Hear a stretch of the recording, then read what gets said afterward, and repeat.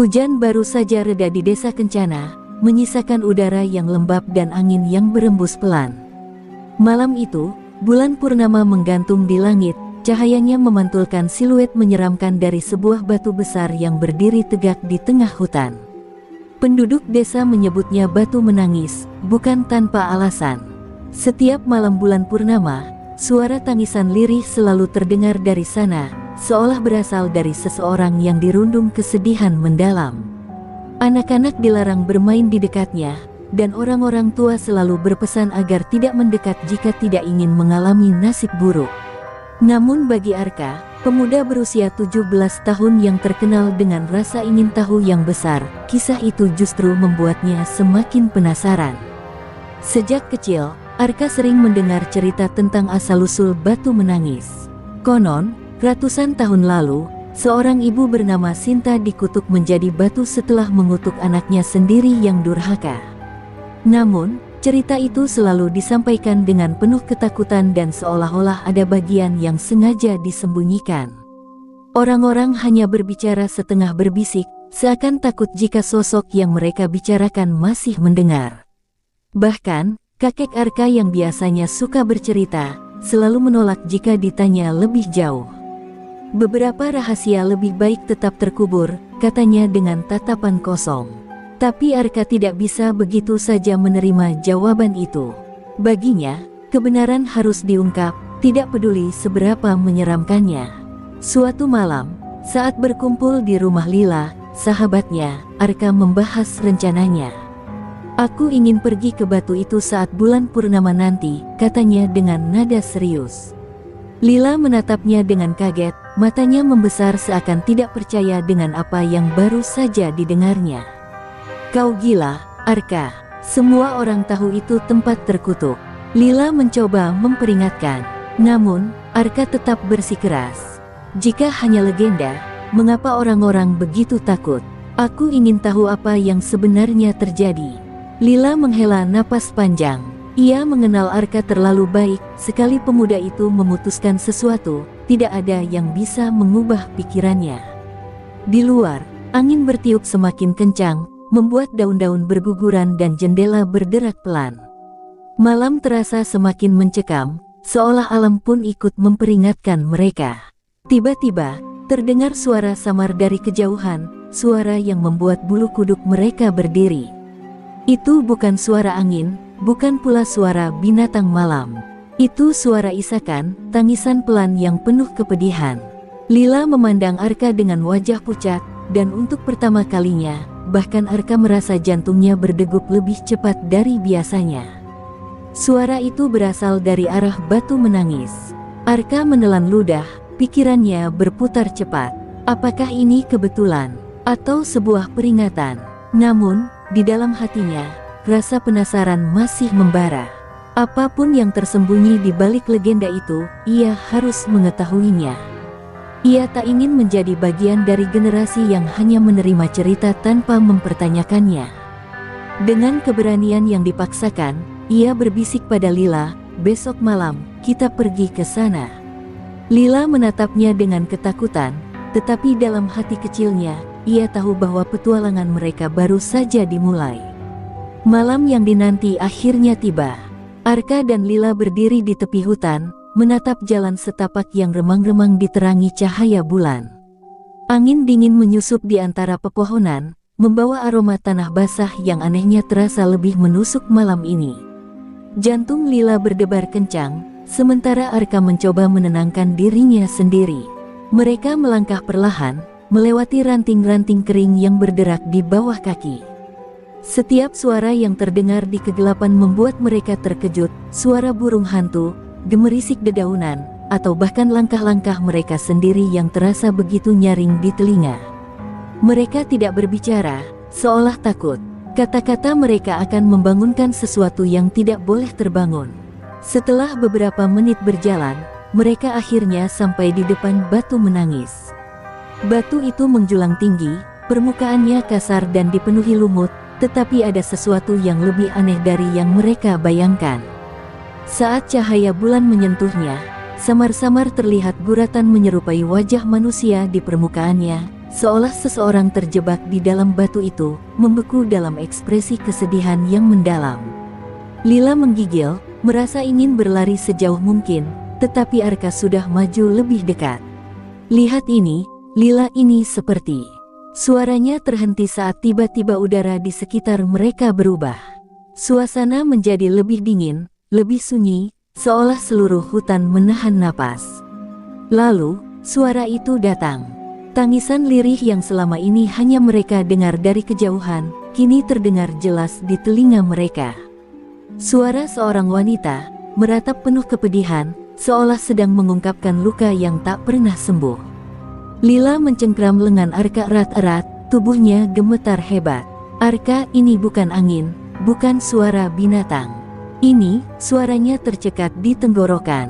Arka menelan ludah, kakinya terasa berat seolah terikat sesuatu yang tak terlihat. Ia menatap batu itu dengan mata melebar, dan dalam sekejap, ia melihatnya. Sosok samar seorang wanita dengan rambut panjang dan pakaian lusuh berdiri di samping batu, wajahnya tertunduk, bahunya bergetar dalam tangis. Arka ingin bergerak, ingin mengatakan sesuatu, tetapi tubuhnya membeku. Sosok itu perlahan mengangkat wajahnya, dan di bawah sinar bulan, mereka bisa melihatnya dengan jelas. Wajah wanita itu pucat pasi, matanya kosong dan merah, seolah menangis tanpa henti selama ratusan tahun. Tiba-tiba, ia membuka mulutnya, dan suara yang lebih menyeramkan keluar, bukan lagi tangisan, tetapi sebuah bisikan, menyelusup langsung ke dalam telinga mereka. "Tolong aku." Suara itu lirih, namun penuh beban, seperti permohonan yang sudah terlambat. Dalam kepanikan, Lila menarik tangan Arka, mencoba menyeretnya menjauh, tetapi kaki mereka seakan terpaku di tanah. Tiba-tiba, angin bertiup kencang, membuat dedaunan beterbangan liar. Suara tangisan itu semakin keras, memenuhi udara dengan kesedihan yang menyakitkan. Batu itu bergetar halus, seolah ada sesuatu yang mencoba keluar dari dalamnya. Arka memejamkan mata, merasa tubuhnya semakin dingin. "Kita harus pergi dari sini," teriak Lila dengan suara bergetar, akhirnya berhasil menarik Arka mundur beberapa langkah. Begitu mereka berlari menjauh, suara tangisan itu perlahan mereda, tetapi sesuatu telah berubah. Arka tahu, ini bukan sekadar legenda. Ada sesuatu yang nyata di balik batu menangis, dan ia baru saja membuka pintu menuju rahasia kelam yang terkubur selama ratusan tahun. Arka dan Lila berlari tanpa henti hingga tiba di perbatasan desa. Nafas mereka tersengal, dada naik turun dengan panik. Lila jatuh terduduk di tanah, tangannya masih gemetar hebat. Arka menatap kembali ke arah hutan, mencoba meyakinkan dirinya bahwa apa yang mereka lihat tadi bukan ilusi. Tetapi, perasaan dingin yang masih menyelimuti tubuhnya memberitahu bahwa semua itu nyata. "Kita harus mencari tahu lebih banyak tentang ini," ujar Arka dengan suara parau. Lila menatapnya tak percaya. "Kau gila, Arka. Kita hampir saja mati di sana." Suaranya bergetar, matanya berkaca-kaca. Namun, jauh di lubuk hatinya, ia tahu bahwa mereka sudah terlibat terlalu jauh. Mengabaikan semuanya sekarang hanya akan membuat rasa takut semakin menghantui mereka. Keesokan harinya, Arka memutuskan untuk menemui satu-satunya orang yang mungkin tahu lebih banyak tentang batu menangis, Nenek Suri. Wanita tua itu adalah penjaga cerita lama desa, orang yang masih menyimpan ingatan tentang kisah-kisah yang sudah ditelan waktu. Saat Arka dan Lila tiba di rumahnya, mereka disambut oleh aroma dupa yang menyesakkan. Nenek Suri duduk di kursi kayu tuanya, menatap mereka dengan mata tajam seolah sudah tahu apa yang akan mereka tanyakan. "Kalian sudah melihatnya, bukan?" Suaranya pelan, namun mengandung ketegasan yang membuat bulu kuduk mereka berdiri. Arka menelan ludah, lalu mengangguk. "Kami mendengar tangisannya, dan melihat sosok wanita itu," jawabnya pelan. Nenek Suri menghela napas panjang, matanya menerawang jauh seolah kembali ke masa lalu. "Banyak yang percaya bahwa itu hanya legenda, tetapi mereka salah," katanya. "Sinta bukan sekadar ibu yang mengutuk anaknya sendiri. Dia adalah korban pengkhianatan, korban ketakutan dan keserakahan manusia. Arka dan Lila saling berpandangan, semakin penasaran. Dulu, Sinta adalah seorang perempuan baik hati yang tinggal di desa ini bersama putranya yang masih kecil. Namun, sebuah tragedi mengubah hidupnya selamanya. Suaminya meninggal secara misterius, dan penduduk desa mulai menuduhnya sebagai penyebabnya. Mereka percaya Sinta memiliki ilmu hitam dan bahwa suaminya adalah korban kutukan yang ia buat sendiri. Lila menggigit bibirnya, merasa perutnya mual mendengar kisah itu. "Jadi, apa yang terjadi padanya?" tanyanya dengan suara lirih. Nenek Suri menatap mereka dalam-dalam sebelum melanjutkan, suaranya terdengar penuh luka. Ketakutan membuat manusia berubah menjadi monster. Mereka mengusir Sinta dari desa, mengutuknya sebagai penyihir. Bahkan putranya sendiri, yang masih kecil dan polos, diajari untuk membenci ibunya. Pada malam yang tragis itu, Sinta berlutut di tengah hujan, memohon belas kasihan. Tapi tidak ada yang peduli. Dengan penuh keputusasaan, ia berteriak dan bersumpah bahwa suatu hari kebenaran akan terungkap, bahwa penderitaannya tidak akan dilupakan. Arka merasa tenggorokannya kering. Sekarang ia mengerti mengapa tangisan itu begitu menyayat hati. Itu bukan tangisan seorang ibu yang mengutuk anaknya sendiri, tetapi tangisan seseorang yang telah dikhianati oleh semua yang ia cintai. "Dan setelah itu, dia menghilang?" tanya Arka. Nenek Suri menggeleng pelan. Keesokan paginya, tubuhnya tidak ditemukan, hanya batu besar yang berdiri di tempat terakhir ia terlihat. Sejak saat itu, setiap malam bulan purnama, suara tangisannya masih terdengar, sebagai pengingat bahwa dosa masa lalu belum terbayar.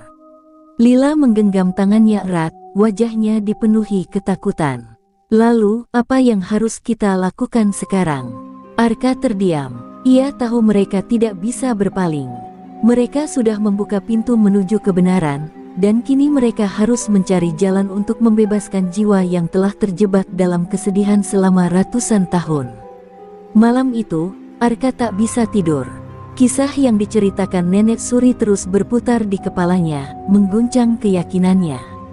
Sinta bukan ibu kejam yang mengutuk anaknya sendiri, dia adalah korban dari kebohongan dan ketakutan yang diciptakan oleh orang-orang yang pernah dikenalnya. Jika benar rohnya masih terjebak di batu menangis, maka itu bukan karena kutukannya sendiri, melainkan karena ketidakadilan yang belum ditebus. Arka menatap langit-langit kamar, pikirannya dipenuhi pertanyaan. Bagaimana caranya membebaskan roh itu? Apakah ada cara untuk mengakhiri tangisan yang terus terdengar setiap bulan purnama? Lelah dengan pikirannya sendiri, ia akhirnya terlelap dalam kegelisahan. Namun, tidurnya tidak membawa ketenangan. Dalam mimpinya, Arka menemukan dirinya berdiri di tengah hutan, tepat di depan batu menangis. Udara terasa lebih dingin dari sebelumnya, dan aroma dupa memenuhi sekelilingnya. Saat ia melangkah lebih dekat, sosok seorang wanita perlahan muncul di hadapannya, Sinta. Wajahnya masih sama seperti yang ia lihat di hutan, pucat dengan mata yang penuh luka. Namun kali ini, ada sesuatu yang berbeda.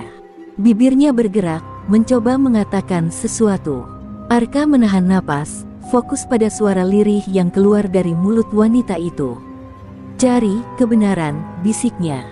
"Kembali ke tempat semuanya dimulai." Sebelum Arka bisa bertanya lebih lanjut, mimpi itu tiba-tiba berubah. Ia melihat sekilas bayangan seorang anak kecil berlari di antara pepohonan, menangis ketakutan.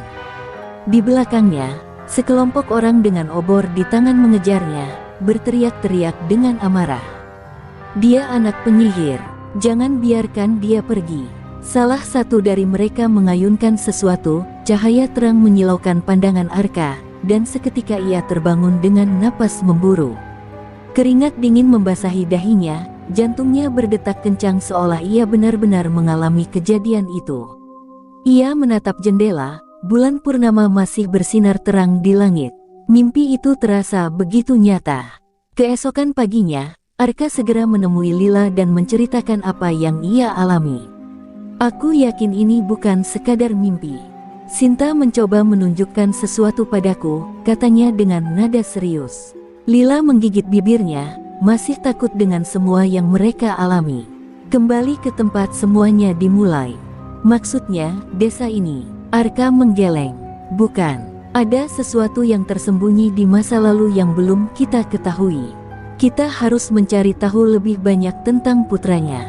Dia jelas menjadi bagian penting dari semua ini. Lila menatapnya ragu, tetapi akhirnya mengangguk. Kalau begitu, kita harus mencari petunjuk lain. Kakekku punya banyak buku tua tentang sejarah desa.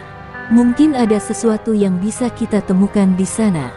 Mereka berdua segera pergi ke rumah kakek Lila, berharap menemukan jawaban. Di dalam ruangan penuh rak buku berdebu, mereka mulai mencari, membolak-balik halaman demi halaman dengan penuh harapan. Hingga akhirnya, di antara tumpukan kertas kuning kecoklatan, Lila menemukan sesuatu, sebuah buku tua yang hampir lapuk, dengan nama yang membuat napas mereka tertahan. Sinta dan putranya. Arka meraih buku itu dengan tangan gemetar. Hati mereka berdebar kencang. Mereka tahu, di dalam halaman-halaman usang ini, tersembunyi jawaban atas misteri yang telah menghantui desa selama berabad-abad. Arka membuka buku tua itu dengan hati-hati. Halaman-halamannya rapuh dan menguning, membawa aroma khas sejarah yang hampir terlupakan. Di dalamnya, tulisan tangan yang pudar menceritakan kisah Sinta dengan detail yang selama ini disembunyikan dari penduduk desa. Mata Arka dan Lila menelusuri setiap kata dengan cermat, jantung mereka berdebar semakin kencang saat kebenaran mulai terungkap. Sinta memang difitnah sebagai penyihir, tetapi bukan karena kesalahannya sendiri, melainkan karena seorang pria berpengaruh di desa yang ingin merebut tanah warisan keluarganya. Dan yang lebih mengejutkan, putranya yang masih kecil, Damar, ternyata tidak mati seperti yang selama ini dikisahkan. Ia berhasil melarikan diri sebelum ibunya dikutuk menjadi batu. Arka menatap Lila dengan mata membelalak. Jadi, putranya selamat. Lalu kemana dia pergi? Lila menggeleng, tatapannya masih terpaku pada lembaran buku. Di sini tertulis bahwa Damar dibawa kabur oleh seorang pria tua yang kasihan padanya. Tapi setelah itu, jejaknya hilang. Arka menggertakkan giginya. Semua orang di desa percaya bahwa Sinta mengutuk anaknya sendiri, padahal kenyataannya, anak itu justru diambil darinya, dipisahkan dengan kebohongan dan ketakutan. Jadi selama ini Sinta menangis bukan karena dia mengutuk anaknya, tapi karena dia kehilangan Damar. Suaranya hampir berbisik, dipenuhi kemarahan dan kesedihan. Namun, ada satu catatan di buku itu yang membuat mereka merinding. Kutukan Sinta tidak hanya mengikat rohnya, tetapi juga darahnya. Hanya keturunannya yang bisa membebaskannya. Arka merasakan bulu kuduknya berdiri. Keturunannya, berarti Damar, atau keturunan Damar. Lila menggigit bibirnya, pikirannya berputar. Kalau keturunan Damar masih hidup, maka satu-satunya cara untuk menghentikan kutukan ini adalah menemukan mereka. Arka merasa jantungnya berdetak lebih cepat. Bagaimana jika keturunan Damar masih ada di desa ini? Bagaimana jika mereka tidak menyadari bahwa darah mereka adalah kunci untuk menghentikan tangisan yang telah bergema selama ratusan tahun? Suasana di dalam ruangan terasa semakin berat. Mereka baru saja membuka rahasia yang terkubur begitu lama, dan kini mereka harus memutuskan langkah berikutnya. Kita harus mencari tahu apakah ada keturunan Damar yang masih hidup, kata Arka akhirnya, suaranya tegas meski ada ketakutan dalam dirinya. Lila menatapnya ragu, dan kalau tidak ada, Arka terdiam, menelan ludah. Jika tidak ada keturunan yang tersisa, maka kutukan ini mungkin tidak akan pernah berakhir. Sinta akan terus menangis dalam kesedihannya, dan desa ini akan terus dihantui oleh dosa masa lalu yang tak tertebus. Lalu tiba-tiba, Lila teringat sesuatu. Arka, kakekku pernah bercerita bahwa garis keturunan kita berasal dari keluarga lama di desa ini. Dan, namaku ada di daftar keluarga yang berkaitan dengan sejarah ini. Arka menatapnya dengan mata terbelalak. Jika itu benar, mungkinkah Lila adalah keturunan Damar? Napas Lila tercekat. Jika ia benar-benar memiliki darah damar, maka takdir untuk mengakhiri kutukan itu kini ada di tangannya. Namun, harga yang harus dibayar untuk membebaskan roh Sinta mungkin lebih besar dari yang mereka duga. Malam itu, Arka dan Lila duduk di beranda rumah Lila, mencerna kenyataan yang baru saja mereka temukan. Angin malam bertiup pelan, tetapi udara terasa lebih dingin dari biasanya. Lila menatap tangannya sendiri dengan tatapan kosong. Jika aku benar-benar keturunan Damar, berarti akulah satu-satunya yang bisa membebaskan roh Sinta, gumamnya lirih. Arka menggenggam bahunya, mencoba menenangkan ketakutan yang jelas terpancar dari wajah sahabatnya. Kita akan mencari tahu bagaimana cara membebaskannya. Aku tidak akan membiarkanmu menghadapi ini sendirian. Keesokan harinya, mereka kembali menemui Nenek Suri, kali ini dengan pertanyaan yang lebih besar. Nenek Suri mendengarkan dengan wajah tegang saat mereka menjelaskan bahwa Lila mungkin adalah keturunan Damar. Wanita tua itu menghela napas panjang, seakan sudah lama menunggu hari ini tiba. Aku tahu bahwa suatu saat kebenaran akan terungkap, katanya pelan. Dan aku juga tahu bahwa pembebasan roh Sinta tidak akan mudah. Kutukan yang mengikatnya begitu kuat, dan untuk memutuskannya, dibutuhkan pengorbanan. Arka dan Lila saling berpandangan, perasaan takut mulai merayapi hati mereka. Pengorbanan apa? Tanya Arka, suaranya penuh kewaspadaan. Nenek Suri berdiri dan mengambil sebuah kitab tua dari lemari kayunya. Hanya darah keturunannya yang bisa membebaskan Sinta. Tapi, darah itu harus diberikan dengan kehendak sendiri, dalam ritual di depan batu menangis. Arka menatapnya dengan kaget. Maksudmu, Lila harus mengorbankan dirinya? Nenek Suri menggeleng. Tidak harus nyawanya, tapi ia harus memberikan darahnya, sebagai bentuk penerimaan atas takdir yang telah diwariskan padanya. Lila menelan ludah, tangannya gemetar. Berapa banyak darah yang harus diberikan? Tanyanya dengan suara bergetar. Nenek Suri menatapnya dalam, sebelum akhirnya berkata, cukup hingga batu itu meresapinya dan menerima ikatan darahmu. Namun, semakin kuat kutukan itu, semakin besar yang harus kau berikan. Arka merasakan kemarahan dan ketakutan bercampur di dadanya. Tidak, ini terlalu berbahaya, serunya. Tapi Lila, meskipun jelas ketakutan, perlahan mengangguk. Jika ini satu-satunya cara, aku akan melakukannya. Suaranya bergetar, tetapi ada tekad di dalamnya. Arka ingin membantah, ingin mencari jalan lain, tetapi dalam hatinya, ia tahu bahwa mereka tidak punya pilihan lain. Jika tidak ada yang dilakukan, Sinta akan terus menangis, dan kutukan ini akan tetap menghantui desa mereka selamanya. Malam bulan purnama berikutnya, mereka berdiri kembali di hadapan batu menangis. Lila membawa sebilah pisau kecil yang diberikan oleh Nenek Suri, sementara Arka berdiri di sampingnya, hatinya dipenuhi kecemasan. Angin berhembus kencang, dan suara tangisan Sinta mulai terdengar, lebih nyaring dari sebelumnya, seolah ia tahu apa yang akan terjadi malam ini. Lila menarik napas dalam, menatap batu itu dengan mata berkaca-kaca. Ibu, aku di sini, bisiknya, sebelum mengangkat pisau itu ke telapak tangannya. Arka menggenggam lengannya dengan kuat. Kita lakukan ini bersama.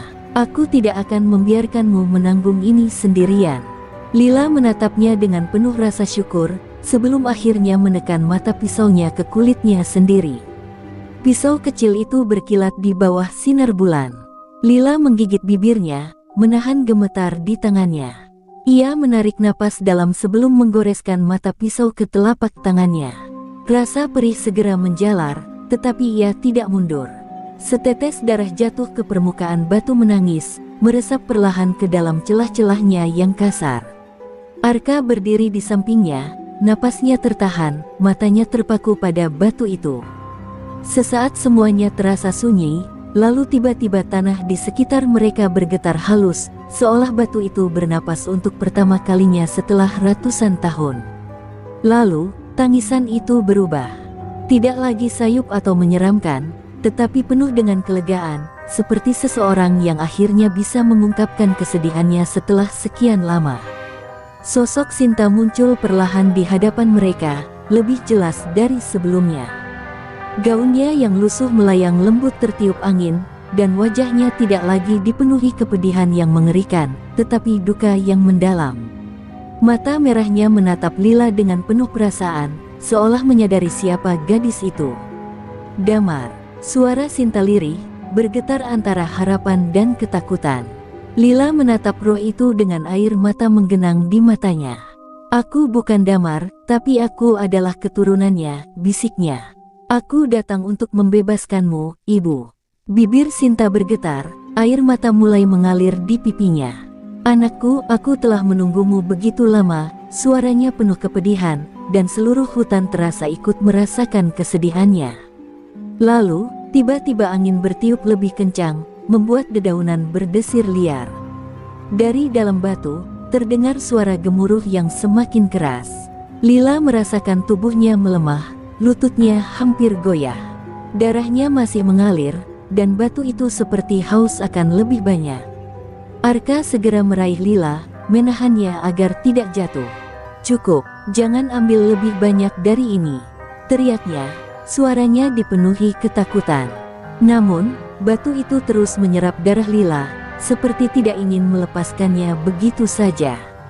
Mata Sinta membelalak saat menyadari apa yang terjadi. "Tidak, aku tidak ingin mengorbankanmu seperti aku kehilangan Damar." Tangisnya pecah. Dengan kekuatan terakhirnya, ia mengangkat tangannya dan menyentuh permukaan batu. Cahaya putih keemasan langsung terpancar dari tubuhnya, mengalir ke batu dan memutuskan ikatan yang telah mengikatnya selama berabad-abad. Tiba-tiba, semuanya berhenti.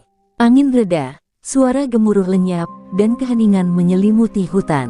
Lila terhuyung, tetapi Arka menangkapnya tepat waktu. Batu itu kini tak lagi menangis. Guratan menyerupai wajah di permukaannya perlahan memudar, dan sosok Sinta menatap mereka dengan senyum penuh keikhlasan. "Terima kasih anakku," ucapnya lembut sebelum tubuhnya berubah menjadi serpihan cahaya yang berkilauan, naik ke langit malam, menghilang dalam damai. Untuk pertama kalinya dalam ratusan tahun, batu menangis benar-benar sunyi. Tangisan yang selalu menyayat malam-malam bulan purnama akhirnya berakhir. Keheningan menyelimuti hutan setelah cahaya Sinta lenyap sepenuhnya. Arka dan Lila masih berdiri di tempatnya, tubuh mereka lelah dan gemetar, tetapi hati mereka dipenuhi perasaan yang tak bisa diungkapkan. Batu yang tadinya menangis kini tampak seperti batu biasa, tidak lagi bergetar, tidak lagi mengeluarkan suara pilu. Semuanya telah berakhir. Lila meraba telapak tangannya yang masih berdarah, tetapi anehnya, rasa sakitnya seakan berkurang. Mungkin karena rasa lega yang begitu besar telah menggantikan ketakutannya. Arka menatap langit yang mulai terang di ujung timur. "Kita berhasil," gumamnya dengan suara serak. Lila menoleh padanya, lalu tersenyum tipis meskipun air matanya masih menggenang. "Ya, akhirnya dia bisa beristirahat dengan tenang." Suaranya bergetar, bukan karena ketakutan, tetapi karena emosi yang membanjiri hatinya. Selama ini, mereka hanya mengenal batu menangis sebagai legenda menakutkan, tetapi kini mereka tahu bahwa di balik kisah itu ada seorang ibu yang hanya ingin dipersatukan kembali dengan anaknya. Dengan langkah pelan, mereka meninggalkan hutan yang kini terasa lebih hangat, seolah-olah energi gelap yang selama ini menyelimutinya telah menghilang. Saat mereka kembali ke desa, matahari mulai terbit, menyinari rumah-rumah dan jalanan yang tampak damai. Lila dan Arka berjalan dalam diam, masih mencerna apa yang baru saja mereka lalui. Ketika mereka melewati beberapa penduduk desa, mereka menyadari sesuatu. Malam ini, untuk pertama kalinya, tak ada satupun dari mereka yang mendengar suara tangisan. Semua orang tidur nyenyak, tanpa dihantui oleh jeritan kesedihan dari hutan. Di rumah Nenek Suri, wanita tua itu menunggu mereka di depan pintu, seakan sudah tahu apa yang telah terjadi. "Aku merasakannya," katanya lirih. "Kutukan itu sudah berakhir." Lila menundukkan kepalanya, masih sulit mempercayai bahwa dirinya adalah bagian dari sejarah yang begitu kelam dan penuh penderitaan. Nenek Suri menggenggam tangannya dengan lembut. Kau telah melakukan apa yang tidak bisa dilakukan siapapun selama ratusan tahun. Kau telah membebaskan ibumu dari belenggu kesedihannya. Lila menatapnya, lalu mengangguk perlahan, merasa ada sesuatu yang berubah dalam dirinya. Hari itu, desa mereka tak lagi sama. Tidak ada lagi bisikan ketakutan tentang batu menangis, tidak ada lagi cerita menyeramkan yang diwariskan turun-temurun. Arka dan Lila tahu bahwa mereka telah mengubah sejarah, bahwa mereka telah mengembalikan kebenaran yang terkubur oleh waktu. Ketika malam kembali tiba, langit terlihat lebih jernih dari sebelumnya, dan angin yang berhembus terasa hangat, seolah roh Sinta kini benar-benar telah menemukan kedamaian. Mereka berdua berdiri di ambang jendela, menatap bulan yang bersinar lembut. "Kau masih di sana, kan?" bisik Lila pelan, senyumnya samar. Di kejauhan, hembusan angin sepoi-sepoi membelai wajahnya, seakan menjawab pertanyaannya dengan kelembutan yang selama ini tidak pernah ia rasakan dari batu menangis.